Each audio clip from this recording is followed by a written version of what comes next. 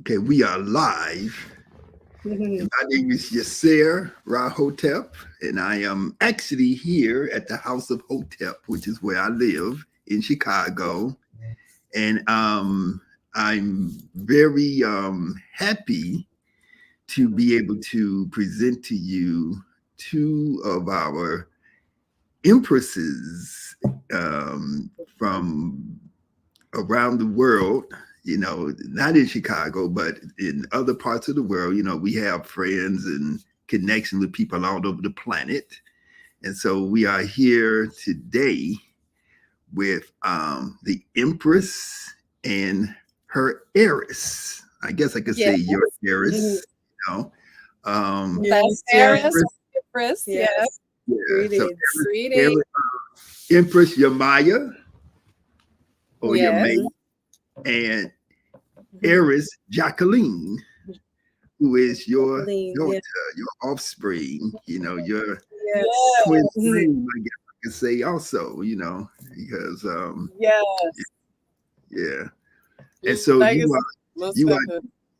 so you two are joining us from Spain. Yes, Marbella, Spain. Spain. Yeah. And so this is our second interview. We call this part 2 of Conversation with the Empress. Yeah. And that conversation was great. Our first conversation was really, really good. Yeah. And it was too long ago. It was a couple of maybe 2 or 3 months ago, I think. A lot of things have happened since then. I'm glad that we're able to now catch up and, be able to communicate again on this level and share your gifts, both of you all's gifts, with the world. That's right. We give thanks for that. Thanks for that. Our gratitude. And we're able to fuse our gifts within our lifestyle brand. So yes, it's most really, definitely really great well being able to do that. So it's absolutely a team effort in this. Yeah. Kind of like you, most definitely. Most definitely. But when we speak about our gifts, first and foremost, I would say most of us have gifts. That's the biggest thing. It's all about us actually discovering the gifts within instead of looking externally for those things. We have to channel and see what we have in ourselves. And each one of us with those gifts will go through trials and tribulations of those gifts, refining of those gifts as well, because it's almost like showing thyself approved, as we said in the previous video. Like you have to prove yourself to yourself and not so much externally. However, proving yourself internally does help you deal with the external because your gifts will be challenged. So definitely it's one of those things that you got to stand up and show up for yourself. And I found with some of the natures of my gifts, they have been tried and tested, and some of them at some times have failed because of, first and foremost, the self. I didn't have enough confidence in them. I didn't sharpen my skills by studying, all aspects of them, and then applying them externally to other people. It helped. It just helped me sharpen them. And one of them was my insight and foresight. Always being able to know that you know something and not realize how you know it. So some people would say that's, clairvoyant, audience, whatever, this sort of thing. But a foresight and being able to foretell, as they would say prophetically, certain things by looking at people. And then as I studied myself approved, being able to read auras and energy. And as we say, we are able to telepathically speak to each other, say things to each other.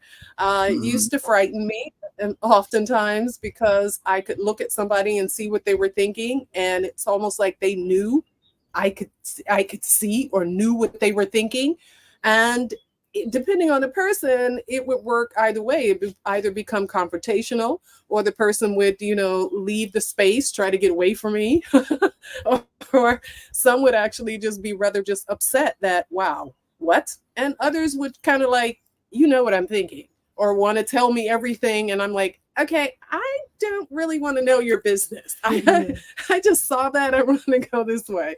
So it's kind of catapulted me several times over to really tap more into my gifts, because I found how beneficial it was for myself first, and then applying that same application for other people. So foresight, reading, all that stuff.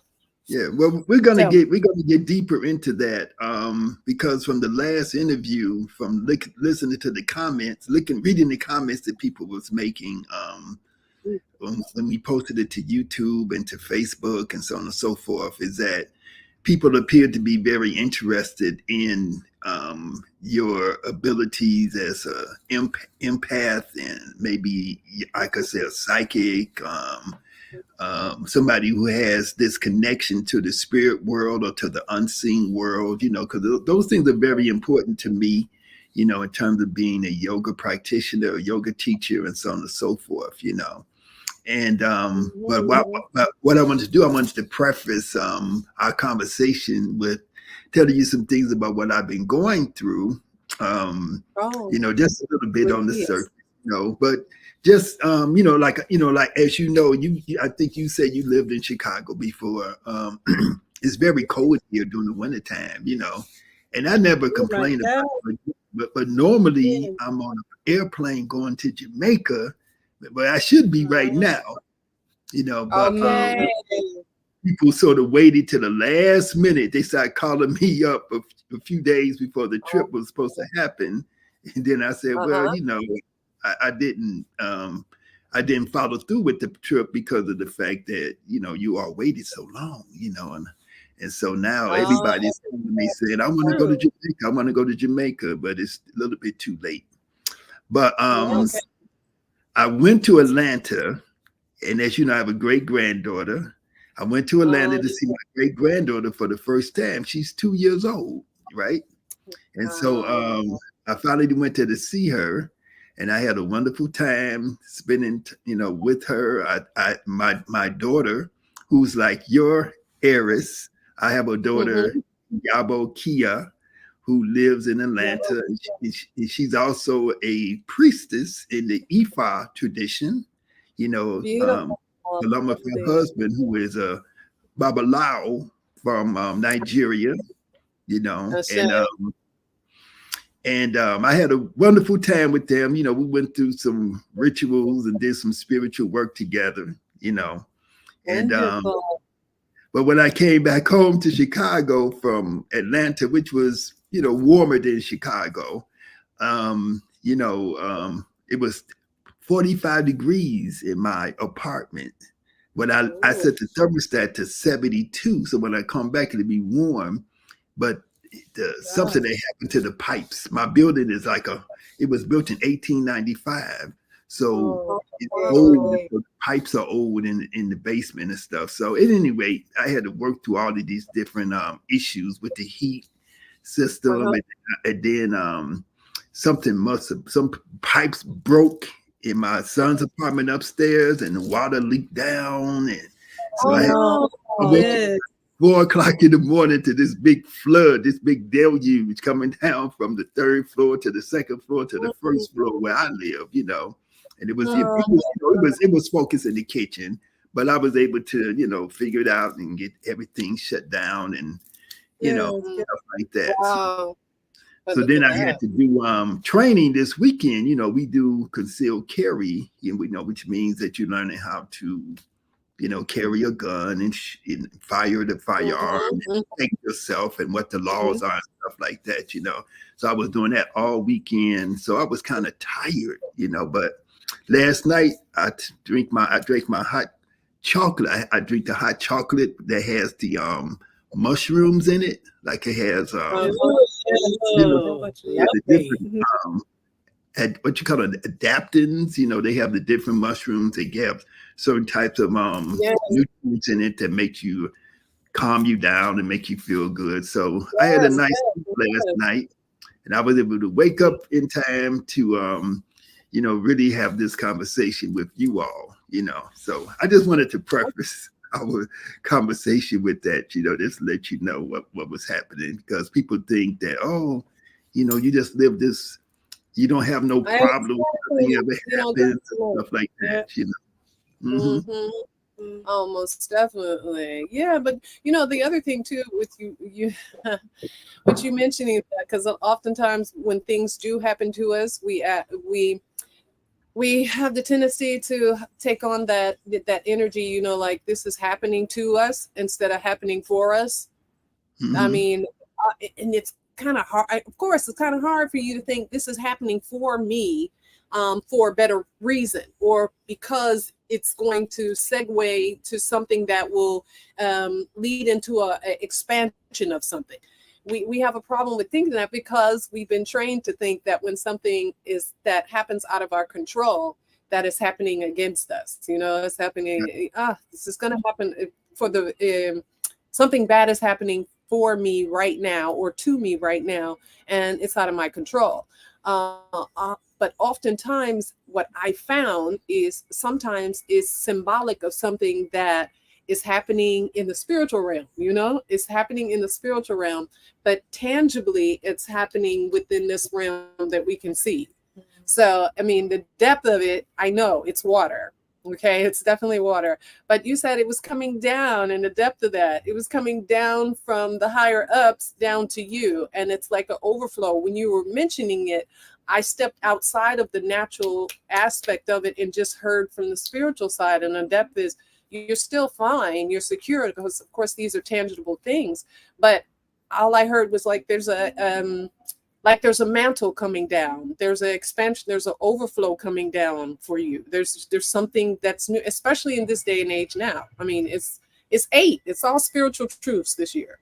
So we're all going to be dealing with different things. As you said, people think you live such a life that nothing happens to you that most people would find is a negative in the natural realm. But it's all about what we said in the last video. It's how we take what happens to us in the natural realm, how we perceive it, how we use that. Do we take that on like, oh my God, my whole life is over now? Do we use that as an opportunity to say, okay, well, maybe you're right. This was built in 18 something, da da da. I needed to take care of that. You know what I mean? And oh, well, let me look at this on a different or from a different perspective. So yeah, I just heard like, wow, you're being downloaded with something as well. But the thing about it is that everything is going through transitions. We're into the calendar year of Yes, 2024, and yes, that exactly. it doesn't have as much of a it has a little bit less of a spiritual meaning as it does more just the change in time, the way that time is measured in the mainstream world. But Mm-hmm. what I find is that for myself, what I find is that I have to have a lot of resiliency, right? Mm-hmm. Because um, my observation about my own self is that I have the ability to really overcome a lot of obstacles, to stay calm in the face Yes. of opposite, what may be, I ain't gonna call it opposite, I'm just gonna call it challenges, because everybody Yeah. has challenges. And Yep. we as African people of African descent, as Black people who have been, who have gone through our historical struggles, we are able to be here now just to have this conversation, and people listening to us, and people still around us surviving and doing what they're doing and actually thriving, because we do have this internal reservoir of Mm-hmm. resilience, you know. And I Perseverance, most think definitely. that the things that you do, you and your heiress, you and our heiress, I would call her our heiress, because she Okay. Yes. carry on the mantle for all of us. But you provide us with the ability to even find more inner strength to overcome our challenges. Yes, Sashay, most definitely. Most definitely. I agree. Totally agree. Yeah, it's all about handling it in grace, right? Really, because someone can go through the same thing as you, and they're like, as you said, they're, oh, what, my life is over, all this type of stuff. And we don't have to, I'm saying us collectively, don't have to talk about it all the time. We don't. Some people thrive off of talking about their struggle. They thrive off of it. And it's just like, okay, I went through that last week. I'm not here talking about it. I was able to, you know, take it in, handle it, and control it. But people thrive off. They go on the internet. Oh my God, my life. It's like a good press for them because they rather do that than actually, you know, deal with it. Exactly, deal with it and share a story of overcoming it and you know, winning the challenge, this sort of thing. So it's all in grace, all in grace. Good point. Because we all go through the same thing. Basically, it's just how we Handle it. Yeah. handle it. Yeah. Yeah. Good job. Definitely point. Absolutely. Yeah. Good job, Julie. Yeah. Well, so Eris. So since we didn't, I don't think we had a chance to talk to you before. So how was how does it feel for you to be the daughter and heiress of such a powerful woman? And what is your role in the endeavor, the enterprise that you are having together? It is, over the years, it's definitely the acceptance of being next to such a powerful individual, and also knowing and accepting as well, even though I am her blood, there might be traits in her that at this time, or I'm not going to say never, but at this time might not be able to access. However, I can do her service by, for example, when it's time for sessions or whatever, I'm the one that's making sure, you know, all the little things are correct so she can thrive in her gift. She doesn't have to worry about the internet connection, have to worry about this and that sort. Exactly. Sage and everything. Exactly. Sage and everything, the arm bearer, and just really being that the right hand. And I give all gratitude. It's phenomenal being in the position where you're seeing prophet, a sage. There's so many words that I can describe her, and I'm sure you can describe her as well. And seeing the mantle and seeing the evidence of the trials and the tribulations, and her actually getting how do you say, getting insight off of other people's things, and it's actually they don't listen to her, and then it ends up turning out to be true, and it's just like, whoa, you guys. It's like, if anything, because I was in a position where I was younger and I wouldn't really listen to what my whispering. The whispering. I wouldn't listen to what my yaya had to say. You know, I was like, no, it's okay. What are you talking about? Of course, listen, listen. Even to most of the parents that are of balanced mind, obviously, they know, they have insight. And especially someone that's, you know, an alien in herself. I call her an alien because because it's like 1 in a billion type of thing. So I know how it is when I don't listen, and then months later I'm like, dang, she actually was right about that. So when I see her giving insight to other people, I'm like, guys, hello, she's actually onto something. But then you can't really force that on somebody. So for me, again, all gratitude, and I'm here as an assistant right hand, and then anything that's meant to be passed on to me is going to be an example of her and my little, 2 cents She's in starting there. to use You it. know what I She's mean? And then I share that out, obviously, to the next generation and the generation after that. Most definitely. She's starting to use it, though, Shara. She's starting to use it. I said, what you take from me, you take the good, and you pass it out to the other ones. So the seed that's planted, you're going to plant seeds, and it's going to reap a harvest. She's using it. So I love seeing her come back, and she'd be like, listen, yay. Bah, bah, bah, bah, bah, bah, bah, bah, bah. And I said, bah, bah, bah, bah, bah, bah, bah. And now look, Look at what's happening. And I was like, that's right, baby. That's what she's doing. I always say that she's helping the harvest come forth.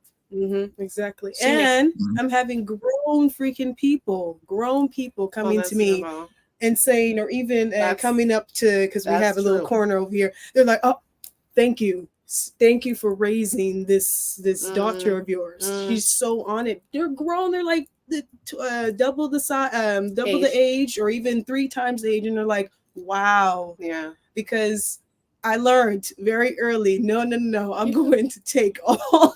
But she had a lot of responsibility. Exactly. Let's just keep it real. I put a lot of responsibility on her plate, and I threw her in to the fields that she said she wanted. Okay, I want to be my own boss. I want to, do this and that. So I threw her into the fields. Like, if people would say, "Oh, you threw her to the wolves." Well, okay, I threw her to the wolves, but the big wolf standing right there watching everybody. So let somebody get too sideways. Yes. I'm gonna slit their throat. But I need her to go out in there. She a lioness. Yes. Let's see what you can do, since you said you want that. Yes. So she's an answer, but I truly must say that she's been put out into the field. On conversations, grown, just put her out in the field. Hey, I'm not just gonna give it to you just because you're my blood and I birthed you. No, honey, no, you don't get that type of privilege. So she's had to work, and she's been through some stuff. That's the part that she don't really say too much, but she's been through some stuff, so it's good. Well, as you know, and as I'm sure a lot of people that's watching know, raising children is very challenging. And to me, from my experience, things rarely go the way that you expect them to go or the way that you want them to go, because you're raised. Because when I say, I'm just using the common vernacular, raising a child, but when you're trying to nurture, your offspring to become what they are supposed to be, because we cannot make another person be what we want them to be. They came here for a purpose, and I think in the African tradition, in the native or traditions, that a person comes onto this plane of existence with a purpose. Oftentimes people were here before, and they are returning, and so they have their own purpose of coming here. So we can't make them conform to be exactly what we want them to be, but we have to also influence their growth in such a way that's going to help them to develop the resilience, develop the insight, develop the ability to become good decision makers and good shepherds of their own life path, And so, I have 4 children myself, and I've been blessed that my daughter, who's Kia, she's I'm a Libra, she's a Libra, so she's sort of a reflection of me, and she has created her own path, but she's also built upon what what I try to give her, and then carry that on with her own self. And the same thing with my twin sons, Ajamo and Ajani. Ajani is no longer with us on this plane, but both of my sons, and then Ajamo is still here, help me with my business and and accomplishing my goals. But also they have taken their own path to do what they are, to do what they came here to do, what they were meant to do. And so being a parent is very to me it's a challenge, but it's a challenge, but you have to have the insight to know that it's not really a challenge. It's just flowing with the flow and dealing with things the way they're supposed to be. It's a growth process. I think it's a growth process. I believe that was a birthing for me to have children. It was another level of taking on the inner self that I had not known and wouldn't have known if I hadn't had children. It's just it's a different thing. It's a different type of thing, but most definitely. As you said, you had twins. This is a twin. She's still here, and the other one has ascended. And even to go into that particular side and watch that spiritual intertwining as well as independence. because yeah, she's a Leo. I'm a Pisces. Look at that. This is fire and I'm water. And I always say to her, you know what? I all I did was help her balance her fire, to learn how to simmer it, turn it up when it's needed, lower it down, because I had to learn how to tend to my water, which is emotion. You know, not let it overflow, let it roll with some consistency, you know, so we balance each other out. And in that, and she's double of that, because of course the twin boy, they operated together, and you got to see that energy, and I can see that energy in her now to this day, and it just switches on. And I had to like help control that, because it is two, her father or their father and myself lay down together. That's two spiritual energies coming together, and it's meshing as one. And I had to realize, you said, yes, there might have been challenges, but the depth of that was education for me to realize that, okay, this is me, but wait a minute, let me look clear. Let me not take away the emotions and look clear and see this child, or see this person, this individual for who she is, and then look at the traits. Oh, okay, that's me. That's her father. Now that I can see the difference right now, I need to help her see those things so she can evolve and create her own self, because she's coming with her own purpose, yes, but she's coming through with energies of two other spirits. She has to know how to combine that, how to use that, how to craft that for herself. And if I to say the least about her, is that's one of the biggest things I've seen her mature into, because it can be one moment it can be very snappy, you know, just all throttle like her father, just pow, you know, and the next minute she can be kind of laid back and tranquilo into herself, introverted, you know, like her mom. She needed to like mish those together so she can stand on her own foundation, even if she's, you know, taking that leap from that which she sees in present day, as far as myself. Yeah, well, you know, when I look at both of you all, because you know, I have not had the opportunity to meet you in person yet, but we will, you know, soon. And you know, I get a lot of you know, information. I'll put it like that when I observe both of you all together and separately, you know, just, you know, watching you all and listening to you and seeing the things that you're doing, you know. So it's a lot of spiritual things that's going on, you know, and I kind of pick up on them, you know, but I'm not going to go into a whole lot of detail about it, you know. But you know, you know, over time, you know, we'll talk about certain things. You know, keep us waiting. You're gonna keep us waiting. Put a movie trailer up now. You're not gonna show us the movie. Yeah. I put the trailer out. What you saying now? Quit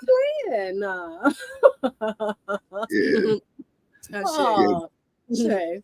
Yeah, but you know, I mean, because there's a lot of parallels. Like you know, one of your twins have made their, you know, their return to the ancestors, and one of my twins has done the same thing. In fact, my oldest son also, you know, he made his transition first, and then my you know, one of the twins, Johnny, you know, he went to the ancestors, you know, about 2 years ago, you know. So and so, you know, the other piece is that, you know, we have a lot of challenges as parents, and one of the things, you know, and I never imagined that I would be able to maintain my sanity really if one of my children was to make a transition. But then, you know, before me, but then at the same time, you are, you know, you are amazed at the fact that you are able to handle that, and that you can find the inner strength to overcome what you perceive would have been something that would have been totally devastating, and maybe discombobulating, or causing you to become ineffective or stop doing what you were sent here to do, or that you would become so depressed, you know, stuff like that. And so one of the things that I do to help me to not, you know, fall into those types of negative patterns is that I think about, okay, I got these issues, I got these problems, I have these challenges, but then I say, look at these other people. I was talking to a brother on Facebook, and we were having interactions and stuff, and then I found that he's lost 3 of his children, and it's like, and then I see more and more people, and I find out, well, this person has lost a child, this person's lost a son, a daughter, this person lost 2 or 3 kids. And then you see what's happening in other countries around the world where people are being bombed. You sit in your house and your whole house is exploded from a bomb because somebody is trying to kill you. It's not trying to kill, they're literally killing you. And you may lose your whole family except for yourself.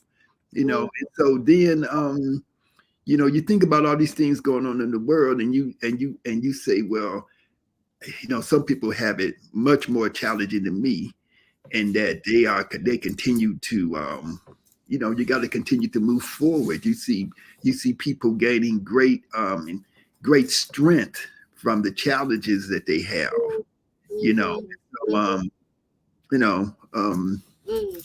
Yeah, so I'm sure you have some thoughts and ideas about that,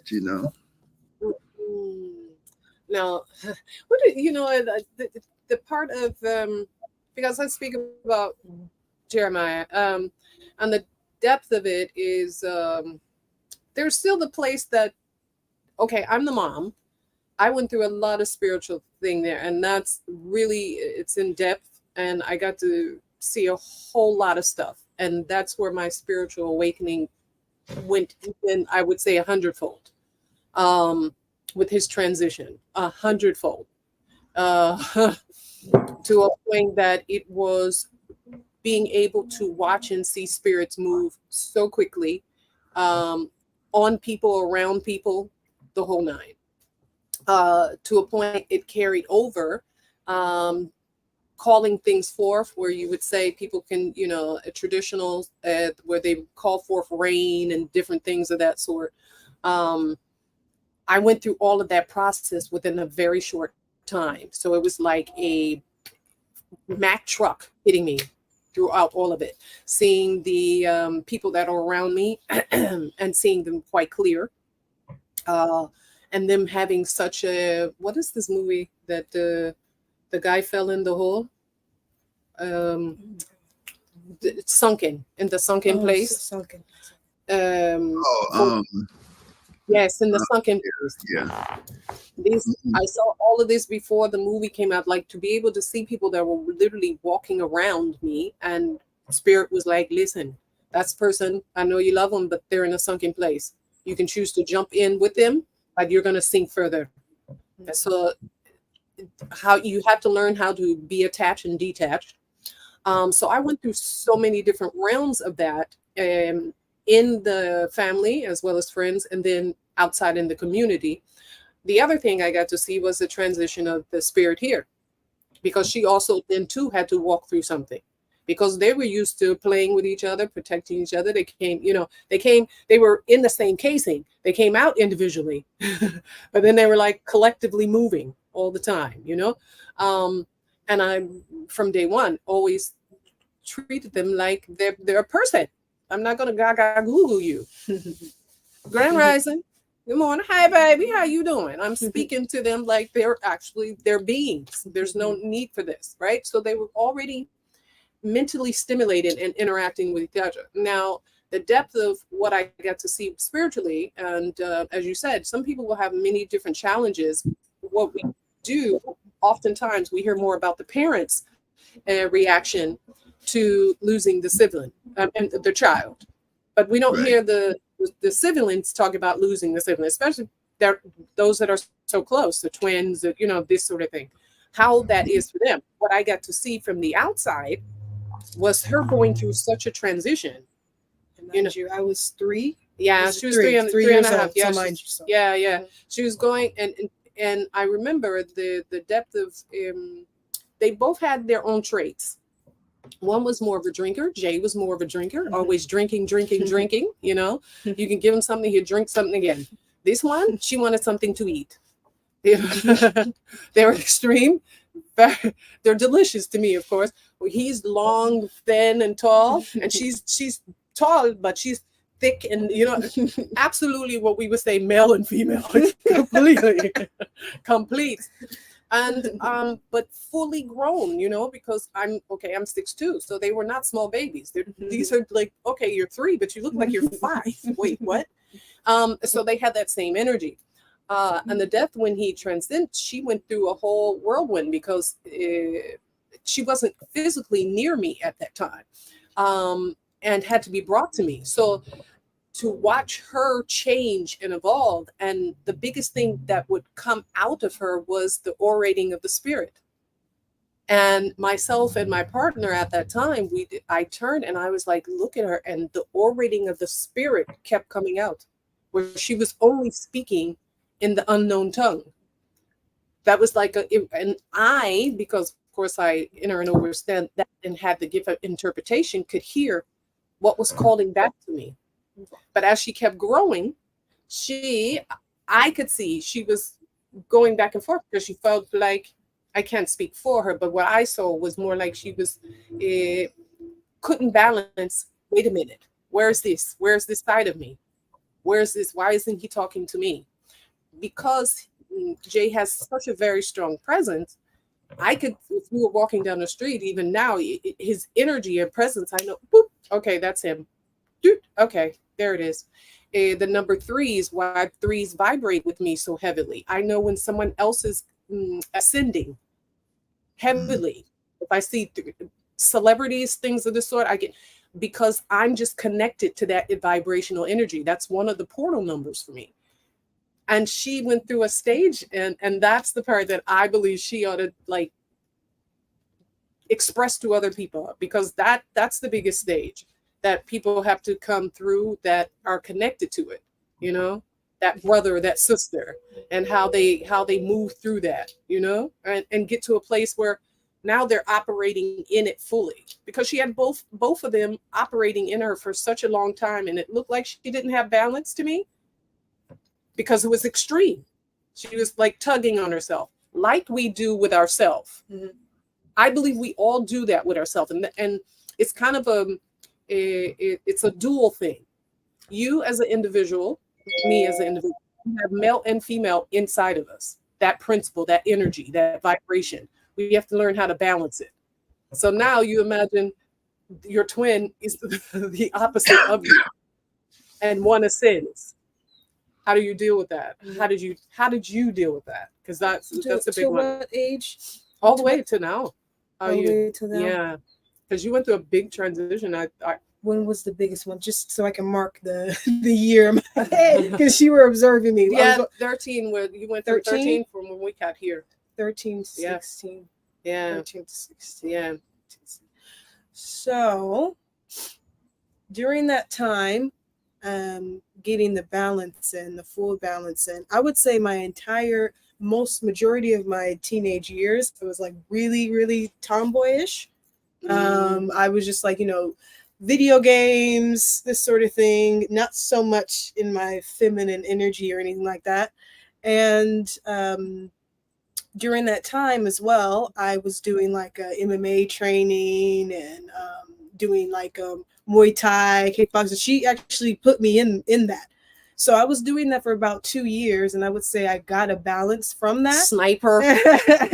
She liked the good. Okay. I got a balance from that. In a way, I feel like it was definitely a necessity. It needed to happen, because it was like that energy needed to live a little bit, because it was, I would say, removed from this earthly realm at a young age. So in a way, it had to, live, express himself. So after, I would say maybe 21 or so, that's when the femininity started to come in a little bit more, and I was able to balance it, because of course I still like, watching certain fights or whatever, and doing some tomboy.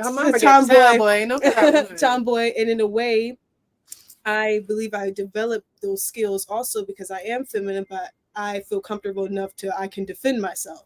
So it's very much the masculine is like the protector in me, and that feminine is, the one that, flourishes or whatever. And it's a good balance of them both. So yes, I would say teenage years, it was definitely a lot masculine. Then after the 21 stage, it started to fuse a little bit better. And it was equal. It was very much equal and aligned type of thing. So yes, that no, was she made it all sweet, you sure, honey. Horrible. Let a man say something to her. She would buck up like, what? And I was like, oh my God, you're a girl. You are a girl. She didn't care. It was like she had a clicker, like click.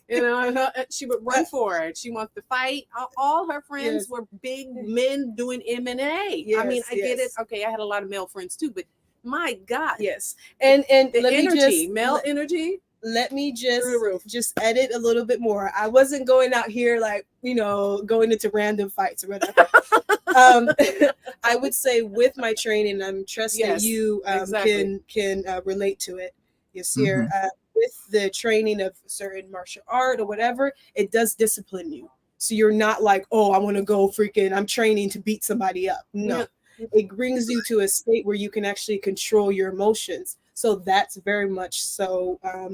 When it came to, I would just explode or whatever, keep it bubbled in, and next thing you know, I'm like, it helped me control it. It really, really did, where it wasn't like, I want to just beat this person up, even though I have not actually been into any physical fight, and I'm not planning on to at all. All of them was sparring. It was just sparring, it's different.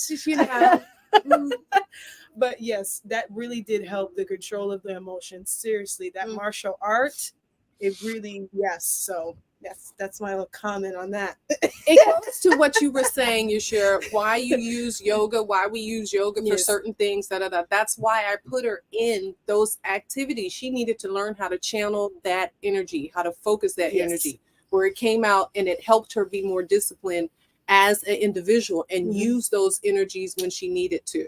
So yes, the transition of the brother brought forth a certain element that was already in her, but came profoundly out because she wanted to express that connection. Now she has a balance with it, but don't get it twisted. Don't get it twisted. Like, I still not dislocate someone or beat somebody up with the elbow. I still know how to do all that. But you're smiling and shit. I know because I observe a lot of stuff, and when your mother, when I learned about your your martial arts interests, I sent you something, that I wanted you to know about that, to know that I recognize that in you, Now let me say this. So this is January 2024, November 2022. I have an older brother. I have one brother, and so I'm the younger brother, And so in November of 2022, my brother made his transition, right? And so we didn't hear from him. I live in Chicago. He lives in Gary, which is about 45 minutes from Chicago, Gary, Indiana. And so when we didn't hear from him, I said, I kind of knew that he was gone, So I said, let me drive up there and see what's happening there, because it was just like a day that we couldn't get in touch with him. So I went the next day, and I found him, deceased in his house, but I knew that my brother had guns, right? And I've never, I think I had a gun long time ago, with just a little tiny gun, and it disappeared some kind of way out of my house. I don't know who took it.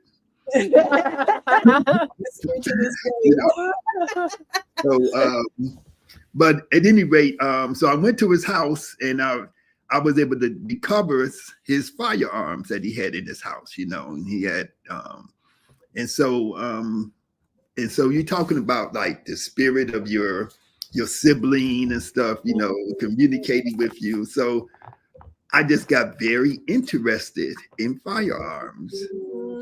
So I'm familiar with martial arts. I've done and do martial arts. And I consider the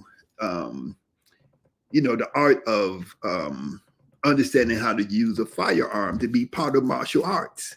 I think people perceive it as being like, oh, well, you got a gun, you know, you're supposed to be peaceful. I'm not going around shooting people. I don't shoot animals, but I enjoy target shooting. I enjoy learning about different things. You know, to me, it's just part of martial arts. And I've been doing martial arts since I was a teenager. So, but for some reason, I just got kind of very interested after my brother made his transition and I got his firearm. So I was able to, you know, get my license to carry a gun in Illinois, which is state of Illinois where I live. And then I got trained to become a firearms instructor and to train other people in the use of firearms and also in to be able to certify them to become licensed to carry a firearm. And, so I started a business called Lawrence Tactical Solutions, you know, and then I found that my cousin is an expert in shooting. My cousin Stan Lawrence, you know, maybe he's listening. He's an expert, and you know, he's been an expert in because he, you know, he started learning about this stuff in the '60s, I think, or at least the late '70s, or early '70s. So, at any rate, so you know, I just got into all of this gun stuff, and I think I think part of it is because of the influence of my brother's spirit, you know, because he never took me to the range. He never tried to, you know, I knew he had this big cabinet full of guns and stuff, you know, you know, but I never paid that much attention to it, you know. And so now all of a sudden, you know, when he make his transition, it's like, damn, you know, I'm like, everybody, so, you know, everybody who know me talk about me.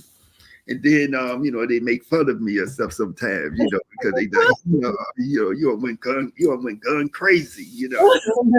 But I just find it very interesting. I find it enjoyable, you know. So Question, I can relate to your martial arts, huh? Question: Did your brother teach people as well? No. Or did he? So look at that. But, it was passed on to you, and now you're teaching people how to protect themselves. So it was like it like needed to be passed on. Interesting.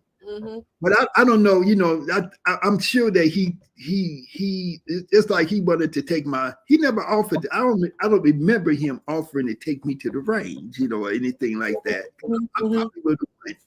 But I know that he offered to take my sister. He wanted to give her a gun, and he wanted. So I'm sure that he might have taught some people, but he didn't. But you know, I'm sort of doing it.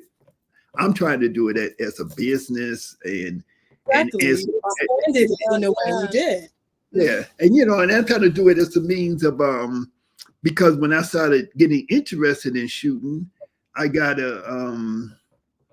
saw that there was a need in our community for people to really learn how to do this properly, you know, to be safe, to not allow their children to get hold of firearms and take them and shoot themselves with them and stuff like that. And what you were saying about being a martial artist, because to me, you know, firearms is part of martial arts. You got edge weapons where you can use those, you know, and you got firearms. It's an extension of martial arts. And so learning how to use them properly so that you don't hurt yourself, injure somebody else, or get yourself in trouble legally. And like what you were saying, martial arts is supposed to teach you how to not have to use martial arts against somebody, how to avoid situations, how to develop the wisdom and the self-control, not to allow yourself to get into trouble. And that's really what we teach. But we also teach in that last ditch situation where where it's life or death, that you're going to choose your life over somebody who's trying to take your life. And I don't care if it's with your fists, if it's with an edge weapon, or if it's with a firearm. You're going to use whatever is necessary. Exactly. Most definitely. That same type of principle in all day and age, and especially now, we need to also apply to our mental capacity. our mental. Where's your weapon? Where's your weapon of warfare there? How are you speaking to yourself? How are you speaking over your children? How are you speaking to your spouse? What narrative are you allowing yourself to tap into that is being spoken out amongst all of us?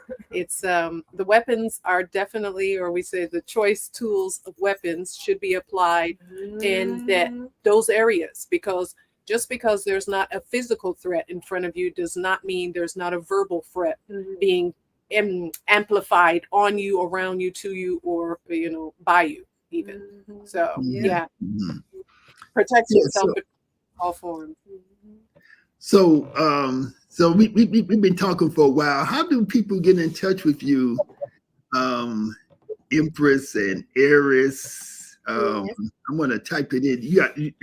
Is it your website or? Yes, you can go to the website. It's Yamaya Faye. It's YAMA. YAMA. YAFE. FAYE. Yes.com. So it should say Yamaya Faye.com. And you also can reach us at Yamaya Faye for the Instagram and the social media. They should all pop up when you search in like the Google search. Also, we have our YouTube channel as well, which is we also did, the very first interview that we did with Brother Seer, we did on there. So it's FGTV at Yamaya and JQ. And also, if you want the email, it's info@Yamaya Faye. I can send you all of that information too. I'm just putting it into the chat. We have quite a few people coming in on the chat, and I want to put it out there. Do anybody have any questions? I'm learning how to do all of this stuff. A sister set up the StreamYard. We were doing our podcast together, but now I'm trying to learn how to do this on my own. So I know people are saying hello and Hotep and Uncle Jasaneb, but I just wanted to give people an opportunity to ask a specific question, because you do provide the service of spiritual counseling. Is that correct? Can I say it? Can I put it like that? Yeah. I believe I could hear what you're saying. It was kind of messing up there. But yes, most definitely spiritual development. So that's all aspects. So that could be shadow work, dealing with traumas, cutting cords, as well as allowing ourselves to tap into some rituals, which are spiritual baths, connecting with numerology and how that equates to your life purpose and path. So using your age, your name, things of that sort. And oftentimes I deal with of course, yoga. We do the yoga, and Aris tends to do more of we do the meal preps, as you know, and the weight loss. So she does the physical, and then my physical is weight loss, because I used to be 210 pounds. I would inflectuate between them two. I know. So I lost all that weight, and majority of it was the mental. So if anyone needs guidance on that, that is something that I do specialize in. Yeah, she does that weight loss as and well. Then I just want to see. So also just to make sure, the Yamaya Faye, at Yamaya Faye is at the end. It's FAYE. It's the same like the website.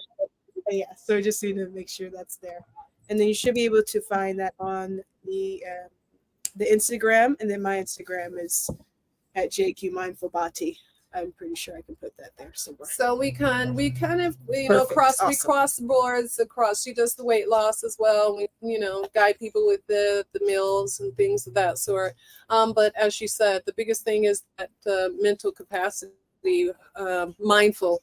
The mindful body is definitely something she vibrates in, and she does some rock shaki and dancing as well. Yeah, some dancing. That's that sensual part that we all need to vibrate in, which she actually started to really, as she said, after 21. After 21, I went to the dances, so it was perfect. So dancing, and then boom, I can hit with an elbow if I need to. Ain't nothing wrong with that. Ain't nothing wrong with that. So yeah. Oh my God. But yeah. So we have a comment here from Sister Tamara, Tamara said hello from Rockford. Rockford is a suburb, a small town outside of Chicago. And she said, I am also Libra, mom of twin girls. Great session, right on time. Thank you. You know. Yay. Lovely. Yeah. Absolutely.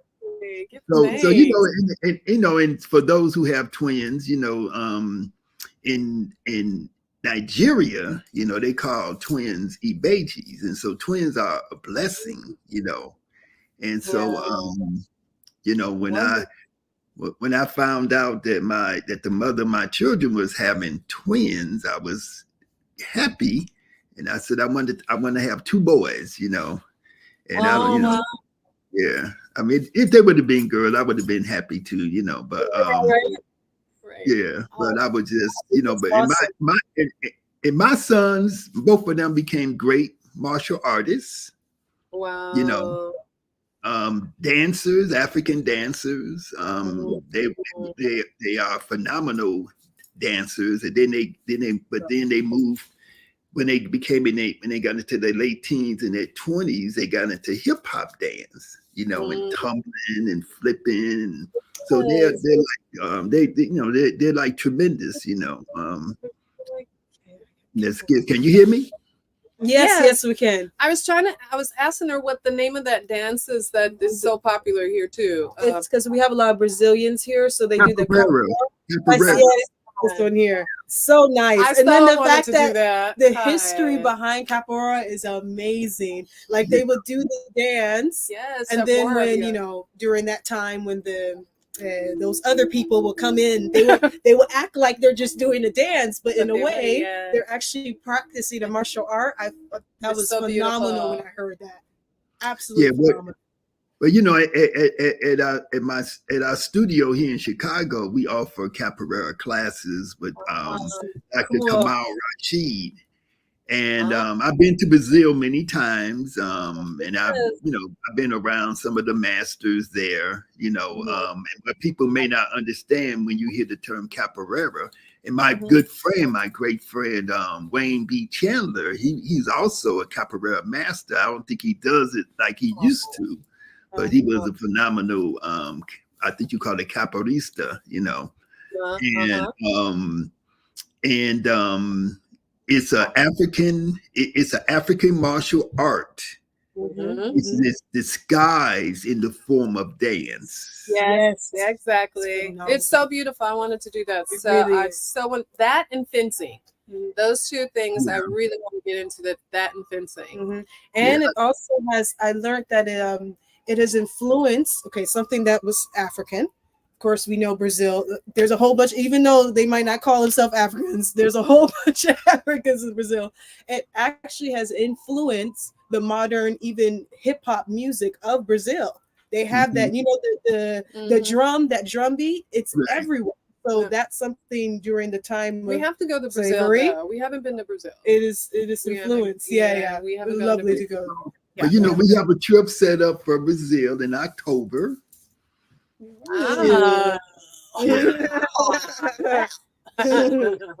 So Brazil is happening in October. Jamaica is happening in July, every July, and then again in January 2025. Egypt is happening in August, followed by Ghana right after Egypt. And so we all fly so we go to Egypt, and then we fly from Egypt for those who want to, you know, go to Ghana. Lovely. Yes. You know, we leave from Egypt and we go to Ghana, and we experience two aspects of Africa. And we do that trip every summer, and then we repeat it in November/December, right? And then Brazil is happening in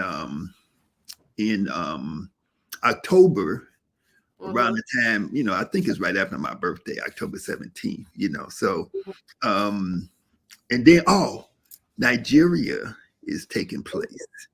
Ooh, Nigeria. no, I haven't been to Nigeria either. Always had Nigeria all around me, all my life, all my life. Yeah. Even out when you're just moving about, homeless, going through. I mean, all the it's like Divine would always send me a Nigerian, no matter where I was, saying Queen.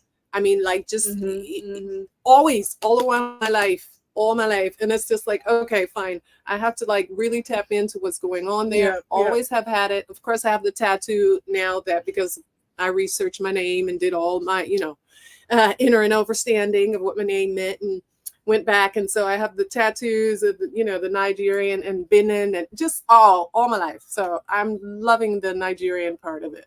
Haven't gone yet too. Yes. And when is that trip, the Nigeria one? Nigeria, my daughter is organizing that trip. It is either in April or May. I can't remember if I think it's in April. But if people go to the website, kineticyogaskills.com, and they can find a link there.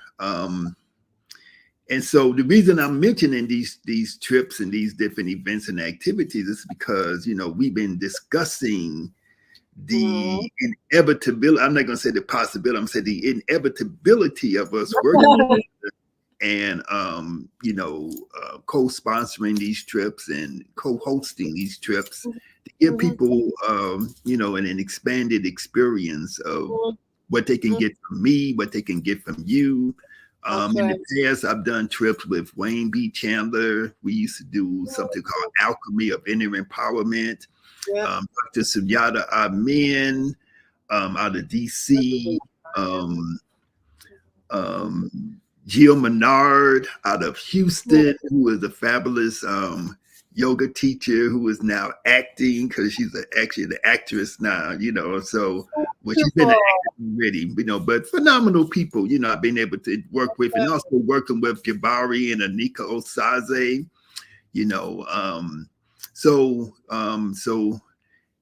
I like collaboration. I like working with people. And also I see my sister Nut or Michelle Mendez on the chat, and we're going to be going to Boston. Okay, me and Jabari Osaze, we're going to Boston in February to do a lecture and a workshop that's honoring Dr. Runoko Rashidi. Wow, that's beautiful. We're going to do a workshop called Alchemy of Kinetic Yoga, where we're going to for the full, I think it's February 16, 17, and 18. So we'll be in Boston, Massachusetts. And then we're going to do a tour of the Metropolitan Museum in Boston, to do a tour of the ancient Egyptian or African wing of that museum. So we're doing stuff like that. A lot of things is happening in 2024. And that brings me to the question of somebody here, Rise to Ma'at Yoga. She says, thank you for all the it was diamonds. Okay, thank you for all the diamonds, for all the gems, I guess you would say, right? And so she's saying numerology, definitely interested in learning more about that. I've been hearing buzz about 2024 being a year of abundance / wealth. How can we apply numerology today? So that's the question for you. Yeah. Okay. So first and foremost, I would say you need to tap into yourself first. So numerology, find out the numerology for yourself, your name first, okay? Because everything extends from you. The year 8 is, as you so eloquently put, it is abundance, okay? It's opening, but it's also spiritual truths. And the first thing I always tell people, the first spiritual truth is yourself. So you got to know what it is that you want first. You got to know what that is. And I say want first, but the depth is desire is what you need to be applying. because all of us can want something and our wants come and go. But when you desire something and you call that forth as a fulfillment, then that is so. It's almost like placing that decree. So that first starts with yourself. Numerology, you're right. It's an 8. It's the beginning. But the beginning starts with yourself, your spiritual truths. And so, hey, find out your numerology. If you want to, get with us, talk to me. Let's tap into your name and see where you're at and how your chart reads. And then you apply the application, because everything else, because we all can have a head full of knowledge, but no application, then it's kind of like worthless. Yeah. You're just going to flap your jaws. So, I'm gonna say this. I used to do numerology readings, right? And so I would take the numbers, and of course, I would come up with your, the number that corresponds to your name, your birthday, your life path, all those type of things. But then what I found that the numbers did, not only do each number have a symbolic meaning to them that represent certain energies, but also you as a practitioner, you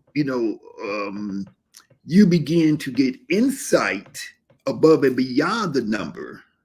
Yep. Okay. So once you're working with that, then you find that I would find myself saying stuff like, well, your brother, blah, blah, blah, or your mother, blah, blah, blah. Or, I would get insight into things going beyond just what the physical number is symbolically representing. Did that make sense? It broke up some. Say that part again. Once you opened up and you were doing the numbers, you would start to say what? Okay, just like if a person's number is 7. So you can say all the things. You can look in the book and it says 7 means such and such and such. But while I'm doing this interpretation of the number for the person, then I'm also getting information coming to me. Yes, because you become what the number is saying. Exactly, because you're a pure channel. I had always asked when I was younger, because as I said, I could hear and see things and blah, blah, blah. And I was like, okay, well, let me do this for you. I need to be a clear channel. A clear channel means that anything that comes to me that is for that particular person, that is for them. So the number is only a foundation. And that's why I say you have to know what it is that you desire. Okay, what it is that you find as a fulfillment. Finding out the number, that's one aspect of it. That's a foundation. The rest is you springing forth off of that. For me, clear channeling, that's why I do the sessions the way I do. And it's all what I would call in the fashion world, as I used to design, making a customized, couture dress. This is how I see my sessions with people. It is curtailed and customized toward that person, because we're all in the year 8, but not everybody's going to apply the same discipline. It's just what it is. Not everybody's going to experience the exact same thing. We all came into this world individually. So individually, you have to walk out your own course. So yes, most definitely. You get so much. You open up a wide range. And another reason why I ask people, okay, so we're going to do a session. Then, you're going to get with Eris. She's going to tell you certain things that need to be done before we actually apply this application. We need to make sure there's a clearing. The houses, everything plays a role, because everything vibrates. We don't think that this pillow is vibrating, but this pillow is vibrating, beloved. It's condensed energy. That's why we can touch it. So these are all applications, and you're absolutely right. It's going to expand. So some people are not ready. They're thinking they're just going to get a clear cut. Okay, well, it's abundance. It's this. Yeah, baby, but what you going to do with that abundance? And by the way, we're going to talk about you. So you need to do X, Y, and Z to get that abundance. And abundance manifests in different ways. It's not necessarily all like money or material abundance. No. A person has to know what they want. What is, or better yet, what they desire. What is a fulfillment? Because they may say, oh, I need money. And they hear abundance and say, oh, yeah. Okay, it's abundance. But you may be getting abundance of wisdom that applies to something else, not money. So yeah, it's like that. Most definitely. Absolutely. I love it. Good question. Most definitely. Yeah. So So I don't know, when I do these sessions, it's like I know I probably go longer than what is recommended, but I just like to, I don't like all of these. I'm kind of an anti-structure type of person, and so people sort of want to know how long and are we gonna do this, and but I like the flow because but I know we can't go on forever and never, and I'm sure you have to keep people wanting more. You got to keep them wanting more, or better they come yet, to the next episode. As you said, as we said before, we get all the people on the live, and it opens it up, and so we're getting those questions even hammering out even more so within that platform and time. But I think I know we do good in our time and space. Okay, I know we do quite well in our time and space. We're impacting people regardless of. Yeah. Well, since we had the numerology question before we finish, can you just say a few things about astrology? And what is because a lot of people I have friends, they say, oh, astrology, your sign. There's a very commercial aspect to astrology, and that is maybe have people turned off from it. But then there's another aspect of astrology. Astrology and astronomy, right, was something that was developed by ancestors in ancient Kemet. I don't have it here, but I used to have it sitting up. I used to have the zodiac of Dendera, which is from the temple in Kemet. I used to have an image of that behind me, but I took it down because I was doing some other stuff. But I got one too. Yeah. But nice. Oh, so say something. Let's say something. Just sort of give us a nutshell of explanation of astrology and how astrology works. Okay, so now the depth of that, I love how you said most of it is commercial. I mean, like everything in life, everything that is put out into the material realm, it's going to get some form of commercialism. Astrology, what I found is one of those things that there is always a foundation, a premise of, let's say, the Libra, the Virgo, whatever sign you are. There is a foundation archetype, a trait. There are certain traits that are similar. The depth is, as we spoke earlier, it's how these people deal with their own archetype, like their own zodiac sign. So yes, you can meet most Geminis and they'll have dual sides. You know what I mean? Two faces, and they'll be going back and forth. But not all Geminis are going to be, let's say, so split in their decisions. Some are going to be more balanced because it's based on that person dealing with their own issues or whatever it was that they, life's trials, tribulations, or, processes. So when it comes to astrology, I believe, and dealing with a lot of people, that oftentimes you do have to look at the person first, the person that's in front of you, and take time to really set your own judgmental, prejudging, this sort of thing to the side and see the person first. See their traits first. It's kind of like what I tell other people, as well as my daughter. I've always said, you have to discern the spirit. So astrology to me is very much like discerning the spirit. You may be born in a certain time and space, but that does not mean you're going to act exactly like the other person that is the same sign as you, because you go about it in two different ways based on how much you have gone through or how much you've experienced. So yes, oftentimes we will look at that and go, oh my God, they're so alike. Well, there are going to be similarities. I'm a Piscean. Most people will say, oh my God, Pisces, they're crying all the time. I went through a phase of that. I don't cry like that. A mature Pisces doesn't do that. But a mature Pisces is still that aspect of, oh my God, we can be quite mystical. Don't play with us. They're just like, oop, because we're all of the signs put together. So there's graduation stage in each signs. Okay. And that's the depth of people. That's more time, for people to learn. That's not commercial. That's you getting into studying that particular aspects, because all of the zodiacs each have their own representation of archetypes, traits and this sort of thing. You go through all of them, and then you can go across each one and say, okay, well, who's directly across from me? That would be a Virgo, but that's more earth energy and I'm more water. It's one of those things that you really do have to, if that's what you want to know about, that's something that you have to tap in by discerning the spirit, which also equates to that person's characteristics. Because yes, overall, Libras are all going to have a certain energy that's similar. But are they going to go about it exactly the same way? Not all the time. So you can't box someone in.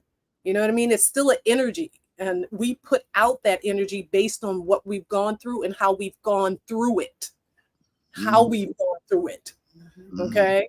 So most definitely, it's one of those specifically custom made just for you. Yes.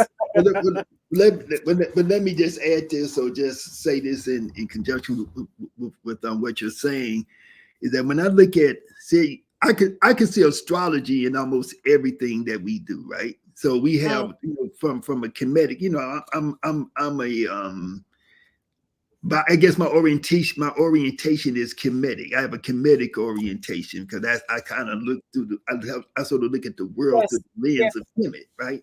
And so we say, so we can see like you have different Netaru, who are the manifestations of beings or entities or spirits.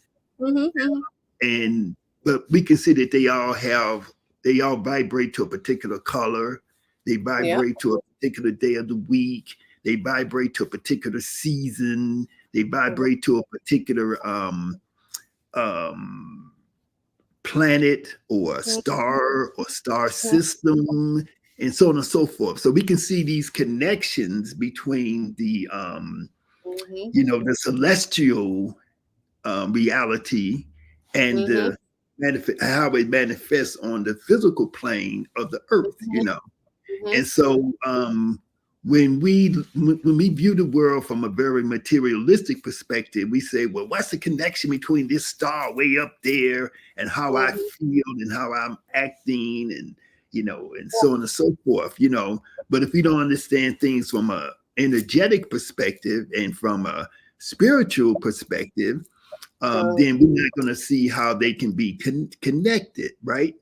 Because we've been influenced so much by what we call Western materialism, and Western materialism, Western scientific thought has something called quantum physics, right?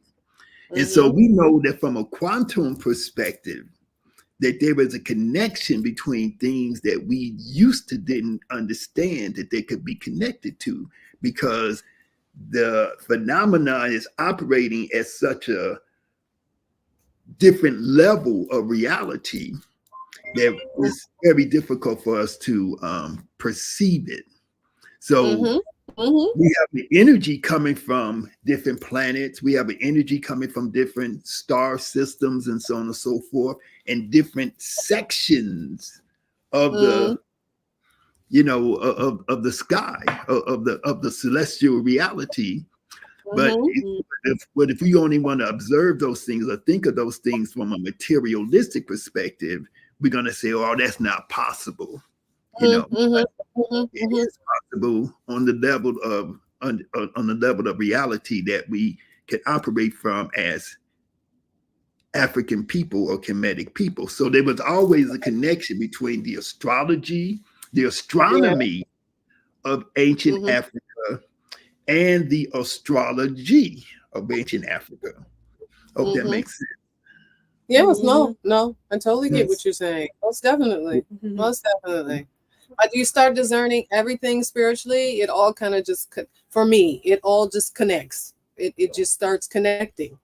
Vibrational energy, you can smell the vibration coming off that person, but oh my goodness, let that person speak. Oh my goodness. And now that's me, because I've taken the time to tap into all of my senses and using them from a clear channel aspect, where I go, oh, that vibration that a person reminds me of a Leo. Let me listen to them speak. Let me watch their conduct. Okay, that gives me that. Why? I'm right next to a Leo and I see how that's operated, but not necessarily that person's going to do exactly what she does. but I'm connecting to every sense that I have, how they sound, the vibration that they give off. And then you kind of go, oh, I'm discerning the spirit, really is what I'm doing. That energetic, with that energetic being, that I mean, discerning the spirit. That's what's happening. And then I can start reading and seeing the colors in the aura, because I'm allowing myself to be a clear channel. Like, okay, that's the spirit. Ooh, she's vibrating right there in the solar plex. Ooh, her energy's all yellow. Ooh, okay. What? And you can hear it now start to be articulating it off of their mouth, what they're speaking about. Be like, okay, so she really is in that zone where she's a student right now. She really needs to ground herself in this and that. It becomes a part of your life, your application. So most definitely. And I love it. That's making me think about one of the little pet peeves that I have, and I probably shouldn't even indulge myself with this stuff, but I'm going to because I just feel like it needs. And it's not about you or anything, but the pet peeve is just when people, when you get these so-called Afrocentrists, I don't know what they really call themselves, but they say I can read the text of ancient Egypt, and I can read the Medu Neter, and because I studied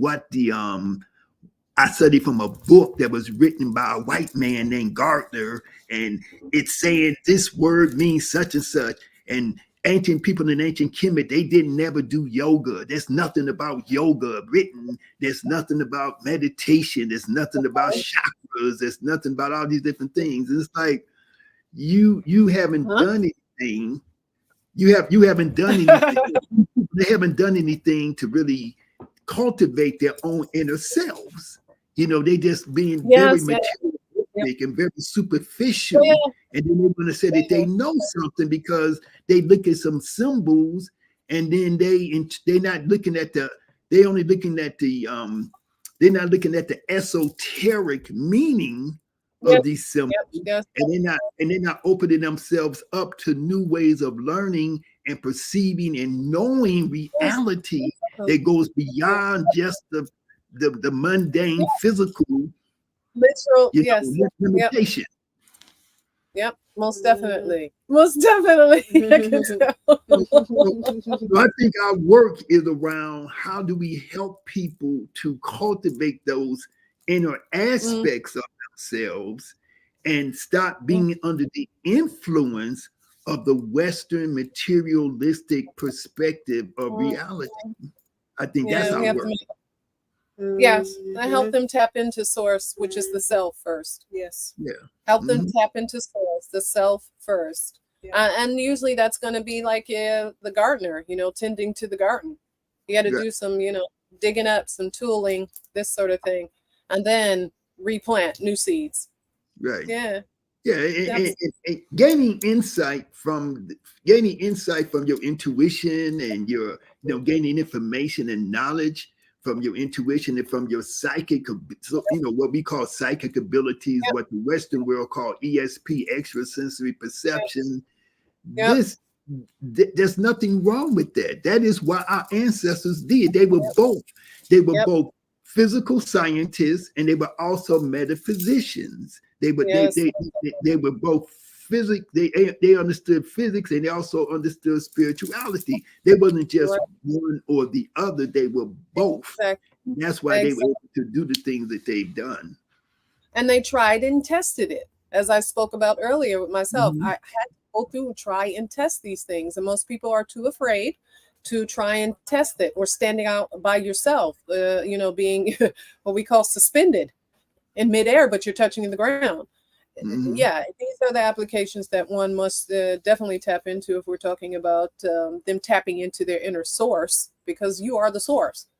All of us are this. We're the source, the divine source. And the clearer we are with that, the more receptive we are to all of the ambiance and all of the synchronicities of time, space, color, this, in and out, overstanding. We start to vibrate even higher. It doesn't matter about the tangible things. We know they hold a vibration. These colors that we have on right now, the jewelry, all this, it holds a vibration, but the vibration even rings louder because it's sitting on a divine being.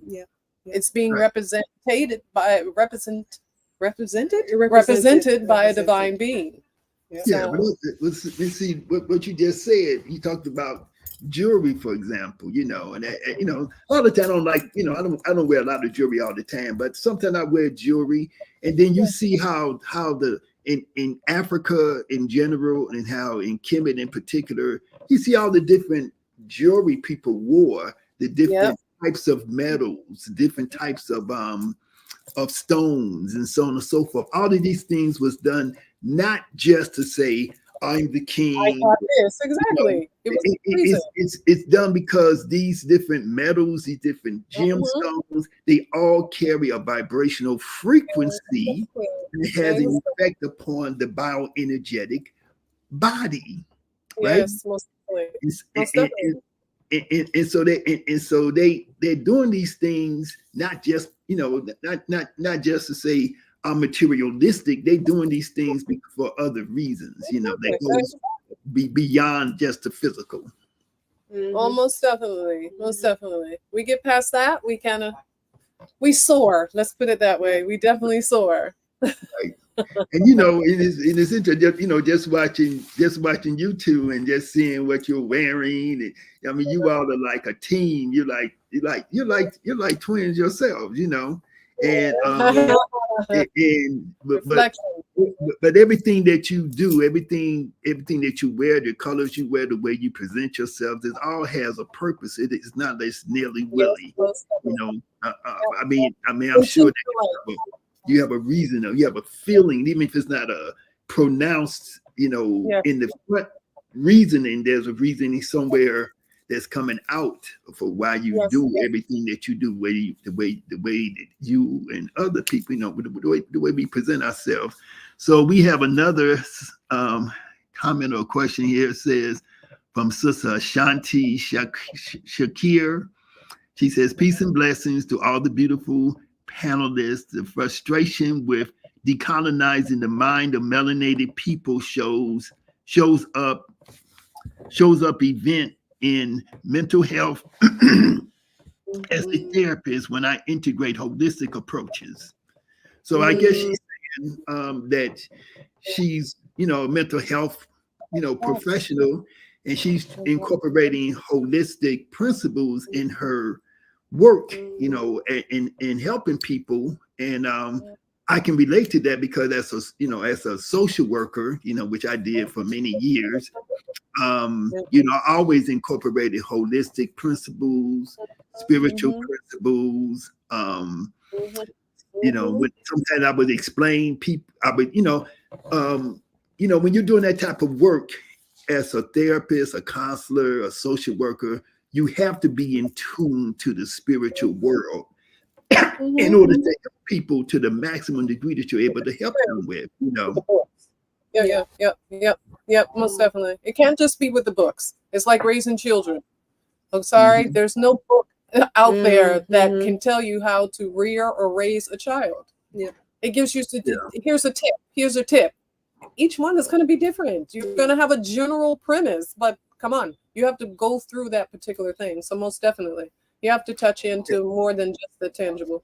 Yeah, in my early career as a social worker, I would have I would have to sit down with my supervisor and go over cases, and she would say, and I would ask her a question, and then she said, well, she would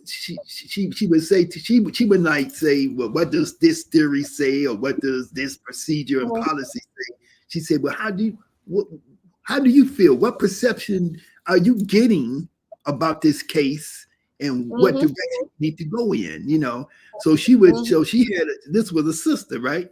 So she had enough insight to tell me that I needed to, listen to my inner self about a case, and not just go by, this procedure and policy and these theories of human development and so on, family dynamics and all that kind of stuff. But what do you feel about this? How do you think you should proceed from a spiritual level? Yeah, most definitely. Most definitely.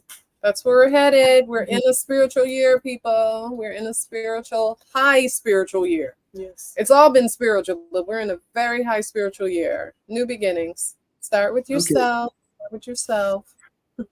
So how do you want to end? How do you want to, what message do you want to leave with people from as we end Club. this particular session of our communication with the community? Let's start with the youth. Let's see what do you want to say, but love, what do you think they need to hear this year for the youth? A lot Yeah. of truth is coming this year as well, and karma, good, bad. It's here. We all saw that interview earlier this year. People are about truth. People are being exposed. So you either be exposed for the bad that you've done or the good. You know, we have the good and bad karma. So yes, it's truth. All I have to say. And I would say it's yeah, it is definitely spiritual truth time. I would say seek that that lies within, you know, seek that spot that lies within the self. And don't be afraid of it, because oftentimes that is the gateway to the abundance and the prosperity that you desire and see as a fulfillment. And those that are around you that are not servicing their own highest good, realize that you need to detach from them, because they're not going to help you service your own as well. And come on some retreats. Let's get those retreats together. Let's, you know, tap into source within self and community wise. And I just give all divine gratitude, because it's every day is a new day, you know. We're able to, you know, wake up and rise and shine and show up for each other, as well as first showing up for the self.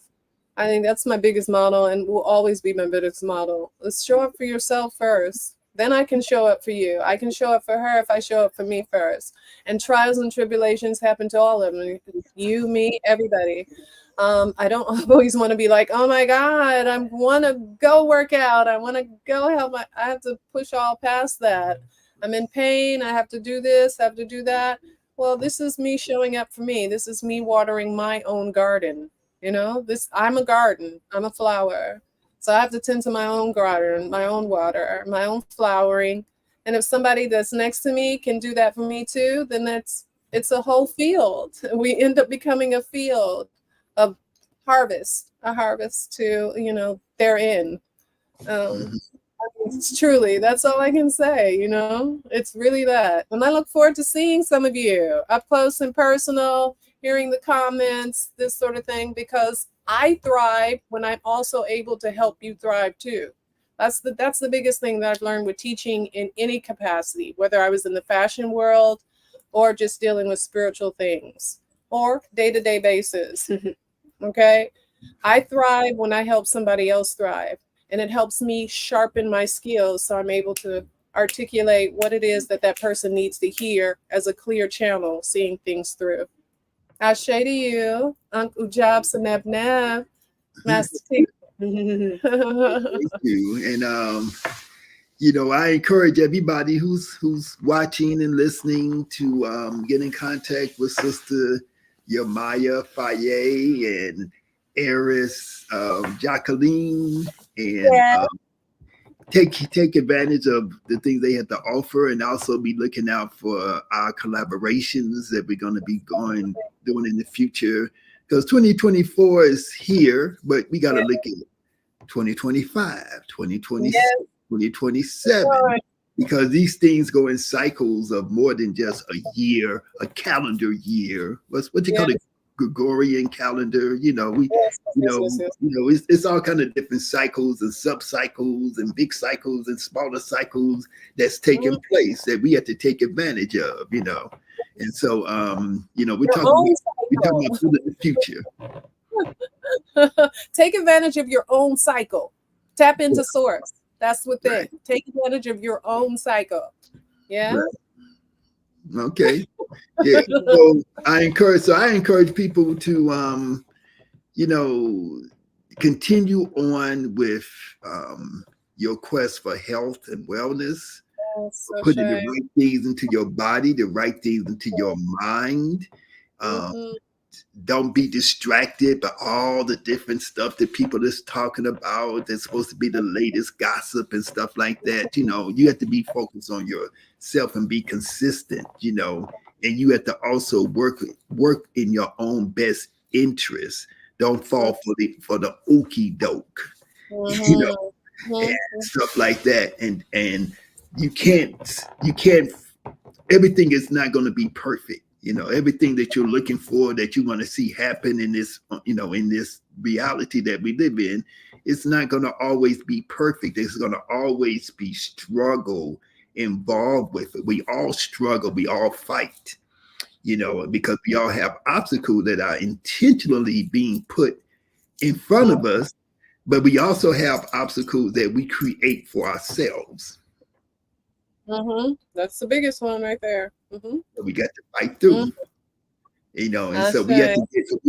to do our meditation, we have to do our Ashe. yoga so that we can Most gain definitely. insight into Mhm. what it is that we need to do to better ourselves and to not be an Shadow work. enemy to the self. Shadow work. I'm gonna throw that in there too. Shadow work. All Yeah. that. So I appreciate my sisters, Ashe. coming Yay. on and blessing me with this opportunity to talk to you and to present your presence to our audience. And Yeah. until next time, Yeah. I bid you adieu. I Hotep, do. Uja Seneb. The Nev Nev. All right, thank you very much. Thank you. All right, ciao, ciao. And the sun is beaming now. Yeah, it's coming too. You all are the sun. Oh, divine reflection. Ashe. Ashe. I'm gonna All take right, a I'm tour. gonna. Okay, yeah. Mhm. Oh, I don't have no freaking. Yeah. All right, peace. Wow. Peace, peace, Peace. ciao. Oh my God, the sun is ugly.